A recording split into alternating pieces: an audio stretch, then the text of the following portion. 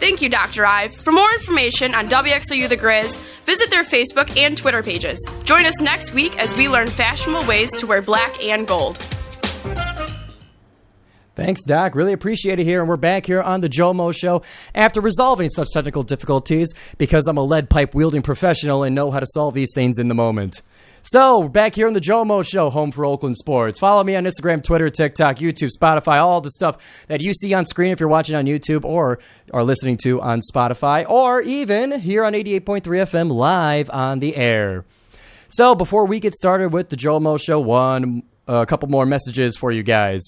We got to talk about Bart's Pizza before we get started. Bart Basilico reinvented his father's pizzeria business by putting it on wheels. That means a pizza food truck, baby. Pizza on wheels. Bart and his wife Lauren travel all around Metro Detroit, cooking up homemade pies made fresh to order in their 4-layered pizza oven on wheels. You can find them on their website at eatbartspizza.com and Facebook and Instagram at Bart's Pizza. His last name is literally Basil. There's Basil and there's Basilico. Same guy, same name, so you know he knows what he's doing in the kitchen. Make sure to grab a cannoli as well while you're there. And if you want to know where Bart's Pizza is going to be this month, well, you could go to that website, once again, at eatbartspizza.com. Instagram as well, at Bart's Pizza. Bart's Pizza, it's too good. And then one last message from WXOU. We got to talk to you about your upcoming live sports broadcasts. I'm the sports media director. I got to do it, and I love doing it for you. So keep an eye out for this Tuesday, November 7th, 6 o'clock, where Oakland Volleyball takes on the IUPUI Jaguars at the arena, 6 o'clock. We're going to have Joey and Harj on the call with Andrew in studio. And that's the only game coming up for this week, slowing down a little bit here on WXOU as the home games start to die down a little bit. But not to fear, if you're really looking for some Oakland University sports and you want to mark it on your calendar ahead of time, then look no further than November 14th, 7 o'clock. That's a Tuesday for men's basketball as they take on Bowling Green in their home regular season opener. You can find us at WXOU on the sideline giving you the game. And you can also find us at the SPB tailgate before the game, doing a live show for the audience, pre-gaming the game and the season and everything to get the party started for the Golden Grizzlies. So if you want to mark your calendar, mark it for November 14th, Tuesday, at we'll say probably 5 o'clock, a couple hours before the game. We'll say that. And thus is your update for WXOU Sports. And now let's get into NCAA sports. We're going to start off with it this week because we have the biggest news. Just about the biggest news you can get in Oakland sports. Your Oakland University men's soccer team has achieved victory in the regular season. And by victory, I mean above all. I mean the best record in the Horizon League. I mean 5-2, I believe. Let me go and look back on the record. But your Golden Grizzlies are the Horizon League regular season champions. Let me take one last look at that record just to make sure that's right. 5-3 in the conference with 15 conference points. Nobody can beat it, and nobody has beaten it, and your Golden Grizzlies are number one going into the Horizon League tournament. I'm excited. You guys should be excited, and everyone should collectively share that excitement. Like I mentioned before, 15 conference points, 5-3 conference record, 6-8-2 overall record. And they will be getting a first-round bye in the Horizon League tournament and having at least, or rather having all of the games run through Rochester, baby. We're going to be hosting the Horizon League tournament. That's going to be starting, or the quarterfinals, rather, to determine Oakland's opponent will take place November 5th, that being a Sunday at 1 o'clock. But for the rest of the Horizon League tournament, where Oakland's going to be in there, November 9th, that's next Thursday, Horizon League semifinals, and then crossing fingers and knocking on wood. We don't predict the future here in the GioMoShow. We rather just hope for it. But the Horizon League championship is going to be November 11th, 1 p.m. We'll see if the Golden Grizzlies can get there, but we're still excited about their number one seeding in the Horizon League tournament. And let's go back and review a couple of their games. How did they get there? Who did they beat to achieve this record? Well, that victories did not start on October 28th against Green Bay away in Wisconsin. That game was a loss for Oakland 1-3. But they came back home yesterday at 2 o'clock against the Detroit Mercy Titans. They came to town, and I was there for the first half at least. Me and my cousin Joseph Churko, one of the stud senior soccer players at Eisenhower High School, make my cousin a Titan. We'll leave that as a more of a personal note. But the Titans came to town, and they received no goals on their side. But they took 2 goals from Oakland. And what does that mean in regular people terms? That means Oakland won 2-0 in the final game of the regular season at home at the blackout game in front of all our wonderful Golden Grizzly fans. In that game, goals were scored by Donovan Phillip in the 21st minute to get things started. One of the star freshmen of the Horizon League starts off the scoring with a goal himself, assisted by Mikey Ketterman and Ville Ahola. And then in the 83rd minute, Oakland leading the whole time up until then. 83rd minute, Owen Smith, assisted by Noah Roca, had one of the sweetest goals that you'll see. And I recommend you guys go to the social media of the soccer team to get the replay of that. Brother, that one was magnificent. Crossing over the middle and a fantastic touch to get it into the back of the net. I recommend you guys go watch that one. That one was sweet. So that leaves Oakland at the number 1 seed in men's soccer. And to give you a picture of the Horizon League tournament, who could they possibly be facing? Well, for the rest of the seeding, you got Green Bay at number 2, who also has the bye week. Oakland would not be facing them in the semifinals.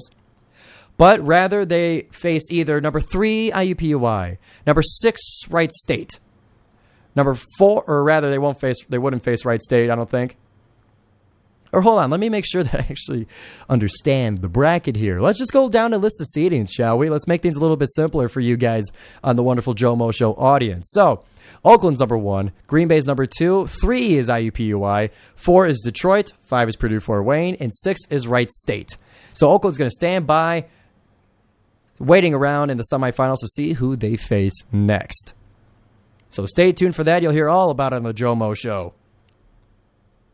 So now moving on to some of our other sports. Let's go to esports, rather. So this past week, we'll go to this past Tuesday. Let's go back to Halloween, as Oakland University Esports has detailed a fantastic week review, or rather week heads up on all of their games. So let's start with the Smash Brothers B team on Halloween. They faced SVSU. They faced off against the Cardinals for a 2-0 victory for the Golden Grizzlies, and then for now they sit 3-1 and head into their last game of the regular season next Tuesday. For Oakland University League of Legends, they faced Quebec in their final game of the regular season. Oakland, like League of Legends, finishes up with a 4-3 record, securing 3rd place in the conference. And while the competition itself is over for the fall, they'll be back in the spring as they continue the grind. And then for the rest of the games this week, yesterday the Rocket League team faced St. Clair and Kennesaw State. We're waiting for results on that one. And then today, Rocket League will be facing Fisher College and Ball State. So stay tuned for that. You can follow you can follow Oakland Esports, rather, at Oakland Esports on Twitter. And you can watch them at twitch.tv/Oakland Esports to keep up to date on your fantastic Golden Grizzly gamers. I'm going to take the headphones off for those watching on YouTube. So now moving on to men's basketball. So they, if you were not aware, played another exhibition game against Wayne State this past Monday. It was not a game that was called on WXOU, unfortunately, but it was one that I personally attended as I was shot out of a cannon, went right from class, bolted over to the arena, made sure I got my front row seats, make sure I had my flag up, the headband on, the white sleeves, and the Oakland shirt. And I made sure that I was loud and proud. And for those of you who are noticing my voice kind of giving out at some spots, you can blame the Golden Grizzlies for that, as they came away from the game against Wayne State with a victory, with a margin, or rather a score, 86-71 against the Warriors. And yes, I understand that it's exhibition. And yes, I understand that it doesn't matter when it comes to the league and when it comes to their record. But it's fun. I'm talking as a fan here. Yes, I kind of made myself the media man for the Golden Grizzlies. And I know that there's some media responsibilities there. But I was there as a fan because I'm in college for only so much longer. And I rather enjoy going to basketball games here at Oakland University to, let's say blow off some steam at the expense of the other team. As I get loud and proud in the student section. You guys know me. So to kind of give, we'll give my personal experience there in the stands. I had so much fun heckling Wayne State. And, of course, the GioMoShow only condones and endorses polite and respectful taunting of the opposing team. That means no talking about their mother, no cursing, nothing that says you suck or you stink or anything along those lines. We don't do that at the GioMoShow. We get creative. We get on their nerves in other ways. We find out that one of the players is not on the program that was given out to the audience. So, with that in mind, I saw his number. I called him out and said, "Hey, I don't see you on the roster. Where are you? What's your name?" And after about 6 or 7 times, I got him to look at me. He got frustrated. He had his shot blocked shortly after, and I was just loving it. So I like to bring a little edge to the student section, but of course, nothing that would get anybody in trouble or kicked out. Or we keep it mild. We keep it kid-friendly. As there was mothers and children in front in the, let's say, the VIP seats. So, gotta keep it respectful. But it was a lot of fun. As far as the play on the court goes for the Golden Grizzlies against the Warriors, it was a bit of a mixed bag. I will not lie to you guys.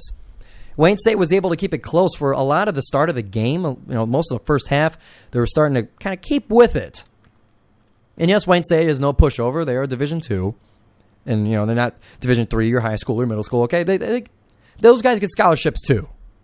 We'll put it that way. But the Golden Grizzlies did eventually start to pull away towards the end, winning by the 15-point margin, as I mentioned before. But there were some offensive struggles in the beginning. There's been some injuries to the team that have kind of kept them from performing at their best and what they expected to perform as. And Coach Campy detailed that in his postgame press conference, that the absence of Taburu Navalarua, who we will shorthand refer to as Buru, Andre Polk was unable to go for himself. Cooper Craggs suffered an ankle injury 25 seconds into the game. That one was not fun. To see him limp off, and hopefully we get him back soon. But there's been a lot of big bodies going down for the Golden Grizzlies, and luckily it's happening now in an exhibition game as opposed to late in the season when you're shooting for top seeds in the conference. And there's no good time for injuries, but there's better times, and I believe this time is one of the better ones. But it's still concerning. We'll say the big story for this team is, according to Greg Campy, was the depth of the team. Oakland has not had a team this deep on paper for quite some time.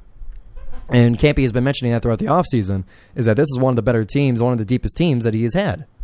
And to see a lot of your key pieces go down is not good. Oakland still has their core of Trey Townsend, and now emerging as core pieces, DQ Cole and Jack Goldkey. We'll talk about them in a little bit.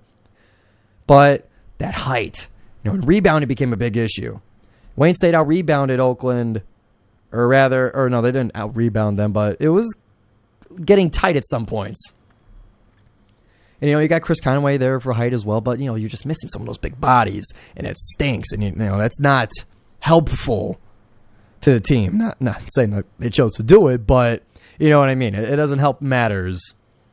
So there's some concerns going into the rest of the season, especially when you're going up against Big Ten opponents like Ohio State and Illinois.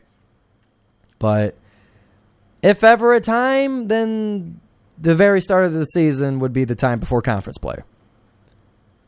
We'll leave it at that. But either way, I had a great time with the Golden Grizzlies. They still won by 15 in their exhibition game, and going to be starting to find that identity. And we'll see how the offense develops with those absences in mind. So now moving on to the final segment of the Oakland NCAA Sports Update. We're not covering women's soccer. As we mentioned last week, they were eliminated from the tournament, or eliminated from entering the tournament after a loss to Detroit Mercy. So they're currently on the offseason, unfortunately. But that brings us now to volleyball. Volleyball had 3 games this past week at the arena. Last week we covered the game against Purdue Fort Wayne, but this past weekend was Northern Kentucky as well as Wright State. And to kind of zoom back to the Purdue Fort Wayne game, Oakland was able to win against the Mastodons in set 5.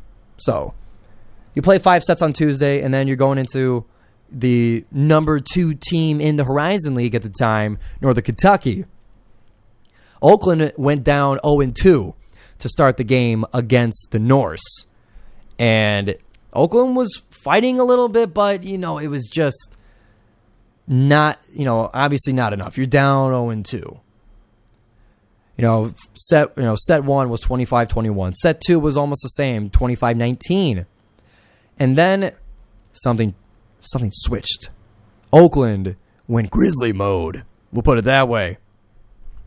In set 3, Oakland fights them all the way up to the 20s. And then Oakland gets the win in the set, 25-21. Now it's still favoring Northern Kentucky, but the set score is 2-1. Then set 4 comes around. Identical score, 25-21 Golden Grizzlies, and they take it to set 5. We called it on WXOU, and you can check out the WXOU YouTube channel to find your highlights and to listen to the end of set 4. I believe we had a pretty long segment recorded for you guys, chopped up, detailing the Norse being forced to set 5. And then Oakland capped it off, winning against the second best team in the Horizon League, or I believe it was the third team at the time, won it 15-10 in set 5. Now they're on a 3-game win streak. Away at Youngstown State, home Purdue Fort Wayne, home Northern Kentucky. And then they're facing, then at the time, number 2, Wright State for Halloween. And I dressed up as Luigi and called the game on Halloween. It was awesome. At least the costume was. The game, on the other hand, was not as awesome. Wright State was able to come away with a victory 3-1 against the Golden Grizzlies, dropping them down to, I believe, 5th in the Horizon League at the time of the show. And we are a live show, so it's just the record now. Allow me to check for sure to see the standings, to see where the Golden Grizzlies stand in volleyball. Because last year, and I talked to Patty Cesarini over the offseason on the show. You could scroll back. I believe that was the beginning of June. I had a conversation with her, June 8th, I believe, if my memory serves me. And they did not make the tournament last year. Oakland wasn't happy about that. Patty told me that they were not satisfied with that. And next year, they got to be in the tournament. And so far, Oakland is 5th in the Horizon League. Would be the 5th seed. Would be in the tournament. Conference record is 9-5. Overall is 15-11. Above them is Green Bay. Above them is Northern Kentucky. Above them is Wright State, and then Milwaukee at number 1. Wright State and Milwaukee are fighting it as they are tied in conference record. Northern Kentucky and Green Bay are also tied. Their records 10-4. Top 2 are 11-3. Cleveland State's not far behind Oakland, sitting at 6th place, 8-6 on the season. And then from there, it's a pretty big drop-off. Purdue Fort Wayne, 4-9. Robert Morris, 3-12. IUPUI and Youngstown State with 2 wins each. So you're kind of, at the way it stands right now, top 6 teams getting into the Horizon League tournament, you're kind of set, and it's more about getting the seeding advantage as opposed to entering the tournament because, like I mentioned before, pretty big gap between 6 and 7, so you're kind of in at this point. But Oakland did have a great opportunity to jump into the rankings, but Wright State, Oakland went down 0-2 And then they won set 3, and then they were in set 4. Like, playing 5 sets 3 times in the same week is a lot of volleyball. It's a lot to overcome, and the third time in a row just was not the charm for the Golden Grizzlies. So that's going to take us to a break. Before we get into break and then start talking about our Oakland University club sports, let me tell you about Friday Night Grooves. Fridays at 8 p.m. on WXOU. Listen in to Friday Night Grooves. Hosted by DJ RBJ since 2011, Friday Night Grooves is your home for the best soul, jazz, electronic, indie, and alternative music here at the station. He also has interviews with the artists and one of the best voices in the radio game. You can find the website to the show at FridayNightGroove.com and follow the host at Trill Gunderson. That's Trill Gunderson on Instagram for the latest on the show. To listen to Friday Night Grooves, 8 p.m. on WXOU. We'll be right back with Club Sports.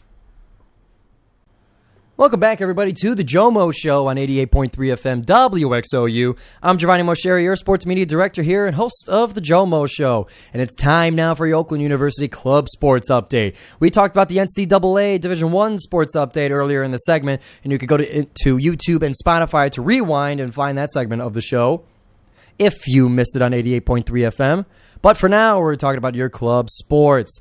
For football, this week was scheduled to be their final game of the regular season against Milwaukee. The game was played, however, a final score was not to be updated to the NCFA website, but rather many pictures by Todd Winstead, I believe. You can find him on Instagram. He has fantastic pictures of the team. You know, many pictures of like the final game of a lot of the veterans on the team. However, a final score I was not able to find for the show. But congratulations on a hard-fought season to the Golden Grizzlies club football team. It was a lot of fun calling your guys' games, both against Ohio State and against Loyola Chicago. It was a great experience to call football and especially to honor the work that you guys put into the sport and to give Oakland University their football. With that, we move on to D1 club hockey. So what day would the 28th be? This past weekend, Oakland University Club D1 hockey played against Calvin College and unfortunately lost to I don't know what the Calvin College mascot is. I believe it's some sort of a knight, some sort of a shining armor fella. But unfortunately, Oakland D1 hockey fell 5-0. And now tomorrow at 7:40 p.m., at Suburban Ice Rochester, Oakland University takes on the Kent State Golden Flashes. That's Friday at 7:40 at Suburban Ice Rochester. You can go and find your information at oaklandhockey.org for more information on the game, a little bit of a pregame, a little bit of article writing, and context for this fantastic matchup. But we don't have quite the time here to go over it here on the GioMoShow, so you're going to have to go and find it yourself. And you're going to have to go and watch the game at Suburban Ice Rochester with your own eyes and get involved in the game. Shout loudly and proudly for your Golden Grizzlies. Moving on now to D3 club hockey. They had a pretty busy weekend playing against New Mexico twice and Arizona State. Some of the desert teams coming over to Buffalo Wild Wings Arena to face our Golden Grizzlies. One of these games you heard called on WXOU's YouTube channel, that is. We recorded a game with Drew and Josh on the call, and they did a fantastic job with it. That was the second game against New Mexico. So you can check that out on WXOU's YouTube channel, or sports YouTube channel, rather. But to give you the summary of the weekend, 2 games against New Mexico. Oakland was able to win the first one 3-2 in overtime against the Lobos, which is... I don't know what a Lobos is, but that's what is written as the team name. So the first game they won it 3-2 in overtime, but then the second game they won it more convincingly with a 4-1 final score against the Lobos. And then against Arizona State, Golden Grizzlies were down 0-1 early in the game, but then they scored the next 3 goals to finish at 3-1 to beat the Arizona State something. Forgive me for not knowing all the mascot names. So moving into this weekend, what do the Golden Grizzlies have in store for us for OU D3 Club Hockey? Well, they're facing number 2 in the country, Hope College.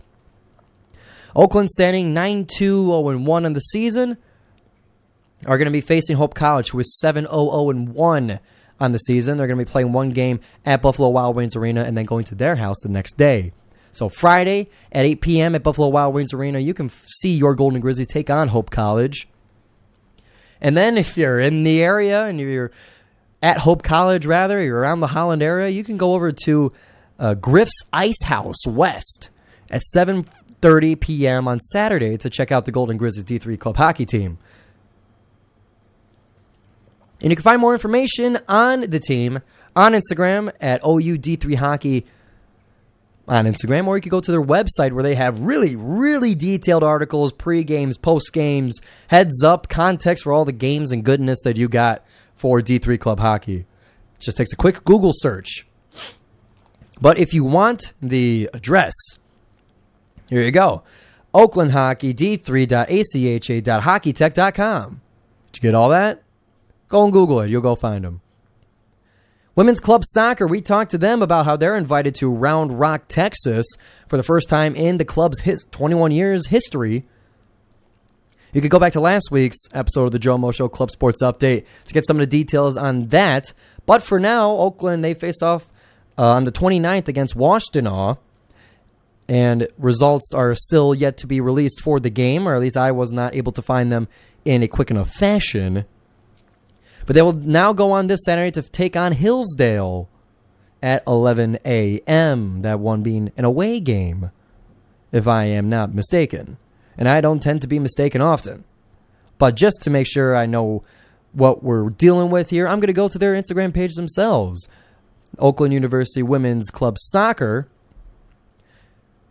You know, I like to do this sometimes, to excuse my unpreparedness, but to kind of demonstrate how easy it is to go and find the information on your teams. That's right, both the games are away. They played at Washtenaw this past Saturday, and then this Saturday they're going to be playing at Hillsdale. And then Saturday they're also going to be going to U of M to face the Blues section of their club team. And then they got one more game against U of M, Blue, to be determined for a later date. That one going off of their pinned post on their Instagram page. So moving on to Club Baseball. Final segment here of the Club Sports Update. Club Baseball, they recently created an Instagram account to cover their sports and give us the wonderful information. You can go follow that at Oakland_club_baseball to get the information you need. So they played a triple header against Saginaw Valley State's club team. 1 second, let me just make sure and demonstrate the simple Google searching of the baseball team. That address is actually at OU_club_baseball. So results are yet to be uploaded to the Golden Grizzlies team page, but a triple header was played at Hart Middle School. One game at 11 a.m., one game at 1, one game also at 1. I would imagine that one was immediately following. But that's 3 games against the Cardinals, and stay tuned to their Instagram page for results, or even next week on the GioMoShow when I'll give you the news. So that one's going to wrap up the Club Sports Update of the GioMoShow. We talked about club sports, and previously we talked about NCAA sports for the Golden Grizzlies. So if you missed it and you're just tuning in on 88.3 FM, you can go find all that on YouTube and Spotify. Just search the GioMo Show. Nothing else is spelled that way, so you're sure to find it. Coming up next, we got your football therapy. We're going to be talking about the NFL. We're going to be talking about the Detroit Lions and how they got redemption into the bye week against the Las Vegas Raiders on Monday Night Football.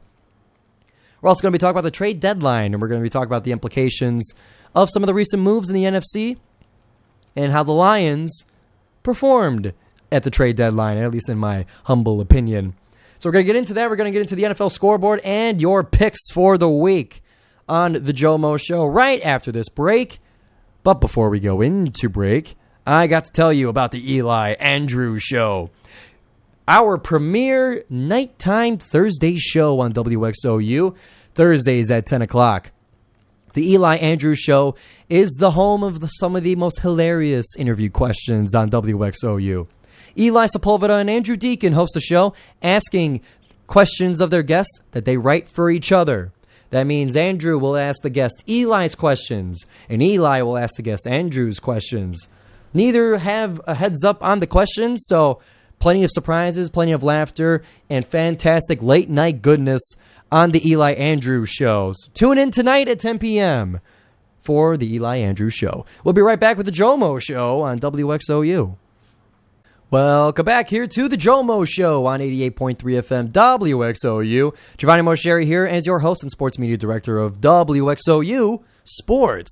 And we're here to give you the football therapy you need. The GioMoShow NFL segment starts right now. We're going to be talking about the Detroit Lions. They played on Monday Night Football against the Las Vegas Raiders. They were coming off a huge, embarrassing loss to the Baltimore Ravens. And surely everybody could tell by the matchup. I believe the spread was about 8 points or something along those lines. So you knew the Lions were going to be given a get-right game. A BOGO, if you will. Well, I guess that wouldn't count as a BOGO because you buy this one and you get the next one free. This week's a bye week, so I guess that would carry on to the Chargers. But we'll talk about that in a little bit. I'm not claiming a BOGO for this one. But either way, my point is that the Lions had a get-right game against the Las Vegas Raiders. So for that game, I was not able to watch it as I was at the arena watching our men's basketball team take down Wayne State. However, I was hearing some news about the game. Jahmyr Gibbs shows up for the Detroit Lions finally. He gets a big showcase. He gets a big carry of the load in the backfield as David Montgomery was still unable to play in the game. So it was great to see him get that spark to finally catch fire in the season, and we've just been waiting for him to do so all season long. So he's finally done it. He's proven it. He's got the speed. He's got the versatility. He's got everything you need, and he's got everything that we were predicting him to have coming out of the draft. So I do want it to be known and understood. Like I said before, I didn't watch the game necessarily, so we're kind of going to go off of what I see as the box score. And I followed a little bit of the flow of the game as well. I know that the Lions seem to struggle a little bit in the game, despite the wonderful things about Jahmyr Gibbs that I was talking about. Lions offense just didn't seem right. Few trips to the red zone, few field goals, 3 in a row to start. Raiders, they got close with a touchdown, or yes, they got trying to remember if that one was the pick six or not, but there was a Raiders touchdown that got the game pretty close, and then a pick six happens. Maybe these things are out of order. Forgive me. But it was a little bit of a sloppy game. As the overall takeaway, the overall message from what I was hearing from everybody, we still won by double digits. Yes, we won by 12 points at home on Monday Night Football.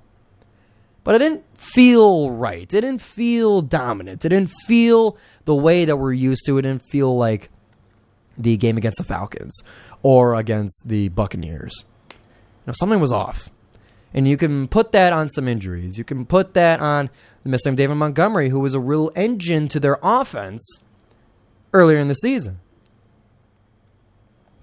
One of the big reasons why Jahmyr Gibbs was believed to not have many touches is because Montgomery was working. He had 3 touchdowns against Green Bay. And I meant to mention that in the games at which we dominated, that little list I was giving out earlier. But he wasn't out there. We were missing some of the offensive line. We still got the job done, but it didn't look as pretty. It was kind of a playing down to your opponent and just making sure you got out the win no matter how it looked. But what that results in is the same win as if you were to get it by 40 points. Now, that doesn't mean much in terms, that doesn't have the same effect on people's power rankings, but the record's the record. You don't get to the playoffs by being high in the power rankings. You do it by winning the division, which is done by having a good record. Let's keep it simple here. But still felt like it was weird. Still feel a little bit vulnerable, but that's what the bye week's for. you get a chance to get healthy. You get a chance to have an extra week of rest to get all those guys that I was talking about being injured. You have a good chance to get them back. And you continue the season with one of the easier schedules in the NFL. The game coming out of the bye is going to be against the Chargers. And then from there, you got 2 games against the Bears. You got one. I mean, we'll talk just division here. You got every game besides the away Lambeau game that we already played. So that's 5 games against, especially with the Vikings, really weakened opponents. We really, we'll call it soft divisional opponents. So that's 5 right there. Chargers are vulnerable too. They can get hot in a hurry, but they don't seem to finish. They don't seem to live up to the roster potential they have acquired for themselves over the past few years. So you got a winnable game there. Cowboys really seem to be the only ones that is going to be a huge test. And I believe, I'm going off the top of my head with the schedule, but Broncos and Saints are in there too. So you got a really favorable schedule going into the rest of the season coming out of this bye week. So now I believe is the time. And the time to bring up now the trade deadline. And a lot of talk is about the fact that now is the time. Is about the fact that we have the schedule that has a pathway to get us to the number 1 seed in the NFC. Which means the Super Bowl runs through Ford Field. The fantasy dream that everybody has been wanting ever since Ford Field opened. It's the one that I've been wanting for a long time, but never thought was possible until now. But at the trade deadline, all we got was Donovan Peoples-Jones for a 6th-round pick. Very fine pick. Or very fine pickup, I should say. Donovan Peoples-Jones is a very, very decent receiver. He had about 800 yards with the Browns one season, and coming back home, you got to bring him home thing going on. And a good receiver, a good pickup for a low price. Totally fine with it. But what else happened at the trade deadline? Because that's all the Lions did. So in the meantime, you saw the Philadelphia Eagles pick up the former All-Pro safety from the Titans. I don't remember their names, but they got a huge addition to their defense in an area that has been lacking for a little bit of the season. The secondary. You get the Seattle Seahawks picking up the D-tackle from the Giants. You have then the 49ers picking up Chase Young for a 3rd-round conditional pick, which I believe goes through because of his physical. So you have 3 playoff contending, playoff competition teams now upgrading on defense in particular.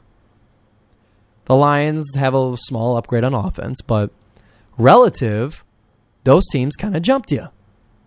The Bears also got the other DN from Washington, Montez Sweat, which I think is an awesome name. They were able to snag him, and looking more into it, Bears got a lot of money coming in, and it seems to be a good move, considering the edge rushing talent in this upcoming draft, as I've been told. So all those NFC teams made defensive moves. I'm not saying the Bears are going to be a threat, but they still upgraded. So I thought about this, and I knew that there was a metaphor somewhere that could describe the feeling that I'm feeling with how this has gone by. So the Lions have shown, and is very apparent, that their strategy is to build a team through the draft, do it slowly with a solid foundation that can lead to winning for years to come, that can lead to consistent winning, as opposed to a flash in the pan We're talking about a seared steak here is what Brad Holmes wants to be cooking up. But here's my analogy. Here's my metaphor. Here's my way to describe this. So, the Lions are trying to do this the right way. Let's think of this with powerlifting and in weightlifting. So, the Lions are eating right. They're doing the recommended amount of calories. They're getting the recommended amount of sleep. And they're doing what's best for their overall health to achieve, or they're achieving their goals in a way that will best preserve their health. As an organization and as a weightlifter, to keep with the metaphor. But then you got the other teams, like the 49ers, the Seahawks, and the Eagles. And they're strong as well, but they use a little bit of extra stuff. They use some of that creatine. They use some of that secret sauce to help them lift more. And when you're in a competition, let's pretend that the ethics of certain supplements are disregarded. Let's disregard that for a moment. So you have the Lions that are eating right and doing it right in a competition against the team that is of a similar caliber but has a little bit of an extra boost. The team with the extra boost is going to lift more, regardless of the reason why. If they're using that stuff, they're going to lift more, and they're going to win. So where do you want to hang your hat? Do you want to do it the right way and make it to the divisional round every year, but then lose to the team that has been upgrading and getting that boost? Or do you want to take that ethical boost, we'll say ethical, and we'll take that boost to actually win? I hope this is making sense to everybody because it makes sense to me. But basically what I'm trying to say is that you can do it the right way and you can do it for long-term success, but if it's not going to beat the teams in your competition, then what good is it? What's the point of building for 3, 4, 5 years if you're just going to be beaten by the team that has that spike and loaded up and has that one shot to get to the Super Bowl and makes it? Think back to the Rams when they won the Super Bowl with that super team of theirs. They plugged in, you got that big extra boost in adding Matthew Stafford along with Von Miller. You know, they had those extra boosts. They went all in. They effed them picks. They were able to beat a team like Green Bay that has been that perennial winner, that has been that long-term success team. And I believe they played the Packers, but either way, so we'll use them as an example. So even though the Packers have had that long-term success, they still got beaten by the team that went all in that 1 year. And the Packers didn't win anything. And nobody cares how good they were in the regular season because it didn't lead to anything in the playoffs. So that's what I'm worried about with not necessarily just this trade deadline, but that kind of mindset. You got to be aggressive sometimes. You got to strike when the iron's hot. The iron is hot this season. And there were opportunities to get some defensive line help with Chase Young or Montez Sweat or even whoever the Giants took or whoever the Seahawks took from the Giants. So I hope that the gamble that Brad Holmes has been making on this defensive line ends up working out. Of course I hope that. But will it be enough to beat the teams that made those additions? Well, that's what we're going to have to wait and see when it comes to the playoffs. Hopefully they have to come to us to make that happen. So I hope you guys were able to follow along with some of that logic. I was able to follow it well, so at least there's that. But I digress. So taking a quick look, we'll make this one quick, through the scoreboard of the NFL Week 8 from the 25th to the 31st. Excuse me. So you got the Cowboys beating the crap out of the Rams. You have the Bills winning an ugly one against the Buccaneers. You got the Vikings beating the Packers but losing Kirk Cousins. That one's huge. That one is a complete bummer. Because you don't want to see a division rival go down because of an Achilles injury. That blows. Even when Aaron Rodgers went down. That's sad. That's not what you want. Will Levis against the Falcons showed why mayonnaise in your coffee is actually good for you. Saints were able to beat the Colts. Dolphins did what they do against the Patriots. Jets and Giants punted to a 13-10 victory for the Jets. I know I'm not saying the score for all of these, but it's been a while for these games. Commanders really make it close against the Eagles. I thought the Commanders were going to get that one because they played them so close in the previous game, in the previous matchup. A.J. Brown is now the record setter, or is now the number one receiver for, what is it? He beat Calvin Johnson's record of most consecutive 125-plus yard games. A lot of notes to that one, but that still just means that he's had a historically dominant stretch. That's what I like to do with those big stats. Just simplify it. That means that no one has done what he's done in the way he's done it. That's what all the stat means. Panthers and Texans was a 2-rookie quarterback game. Browns and Seahawks. Seahawks were able to make it out alive. alive. Chiefs lose to the Broncos, which I knew was going to happen. You heard me say it on the GioMoShow picks last week, that there's no way that the Chiefs can do it 17 times after being so close the last time. Nuh-uh. I knew that would happen. Well, I knew it. Ravens put the Cardinals in their proper place. Bengals were able to beat the 49ers and drop the 49ers into questionable territory. Fraud watch territory. And then Bears and Chargers was the Bears trying. And the Chargers were kind of free to do what they wanted to do. And then the Lions and Raiders, we talked about that before. So that was a quick little peruse through this past week at the NFL, looking at the NFL scoreboard. But now we actually have time, like I didn't have last week. We now have time for your NFL Week 9 picks. We now have time for you to hear these picks live on the GioMoShow. This Thursday Night Football is going to be starting soon. And I'm going to give you my live picks as soon as I can get them up. Why can't I find my picks? Where'd they go? I'm going through CBS Sports' Pick'em League. I usually get yelled at by one of the people in my league to get these picks done. There's the angry email telling me to make my picks. And now the GioMoShow picks are underway. So tonight is Tennessee at Pittsburgh. Two ugly, ugly teams that play ugly matchups and are built to win them.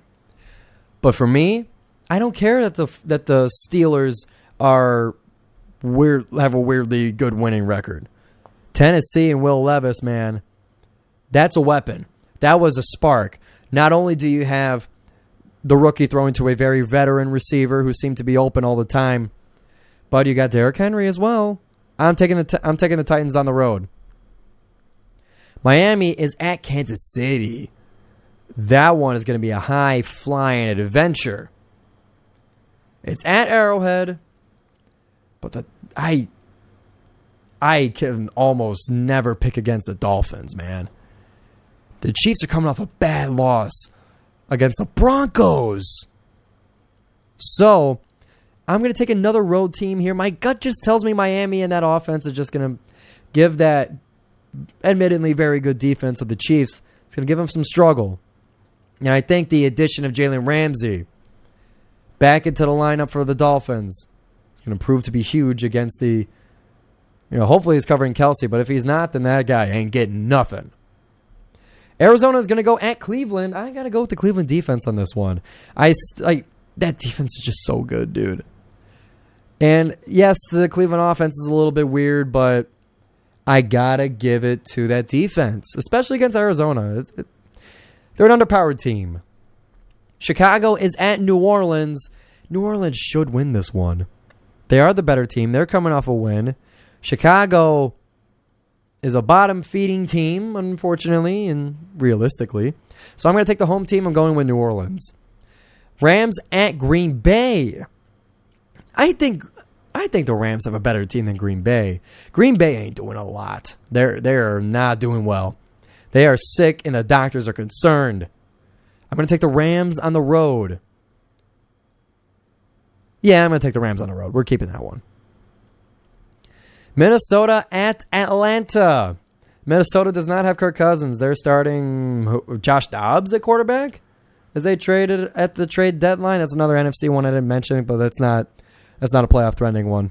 But Minnesota is at Atlanta, who is going to be starting Taylor Heineke. I'm liking Heineke in this one. I'll take the home team. I'll take Atlanta against the injured and, now kind of upset and depressed Vikings. Seattle at Baltimore. Baltimore, man. We got whipped by them. I can't bet against them. I can't pick against them. I'm going with home Baltimore against the Seahawks, coming from almost the farthest you could possibly travel across the country, from Seattle to Baltimore. That's ocean to ocean. That's sea to shining sea. So I'm taking Baltimore there. Tampa Bay is at Houston. Tampa has not looked that good since the Lions beat them. Houston, not looking the greatest either. They had kind of a hot start. I'm kind of digging Houston in this one. Houston's kind of sneaky. Moving on to Washington and New England. At New England, rather. Neither team is good, and the Commanders have proven to be selling. They lost two of their best pieces in Sweat and Young. These are both very underpowered teams. I'm going to go with Belichick at home. Belichick can't be that complete of a disaster this season, can he? I don't think so. We're going with the Patriots. Indianapolis is at Carolina. I'm going to take the Colts on the road in this one, just because they seem to be more of a solid team. Carolina is not doing well. They also have the doctors concerned. Dallas at Philadelphia. Man, now we're talking. Now we're cooking with grease. Now we're cooking with oil. Dallas at Philadelphia. Both are coming off big wins. Philadelphia in a division, and Dallas in a rebound game against the Rams. I mean, I got to imagine that both the teams are really good. I got to imagine they split. So I'll just take the home team winning in both those matchups. I'll take Philadelphia at home to go to 8-1. Hold on, let's put that back into perspective, because I talk about that as part of my rationale. Is that what is more realistic? The Cowboys, what's the record on the Cowboys? They're 5-2. Eagles are 7-1. I got it. So if Cowboys win, they're 6-2. Eagles are 7-2. But they barely beat the Commanders, and it's a division game. This one's tough. I gotta say the Cowboys knock the Eagles closer to reality. I'm taking Dallas on the road. Giants at Vegas. Another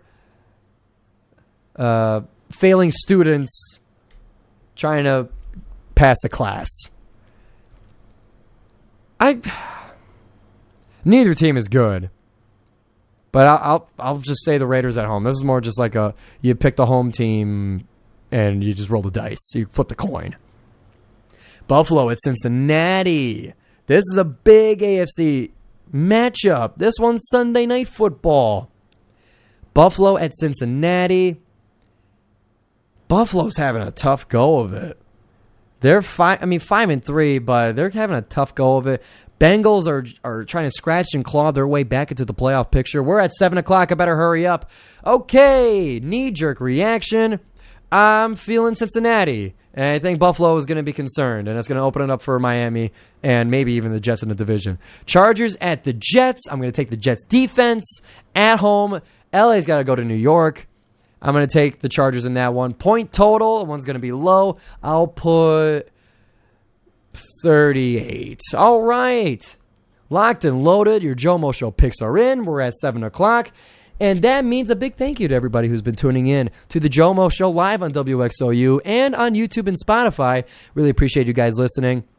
And to anybody who happens to be perusing through some of the information I gave them at the MAB Great Lakes Broadcasting and Sports Media Academy that I was at today at Ford Field and are watching the GioMoShow, thank you. And I hope you enjoyed the show, and I hope you find many more of my shows on YouTube and Spotify.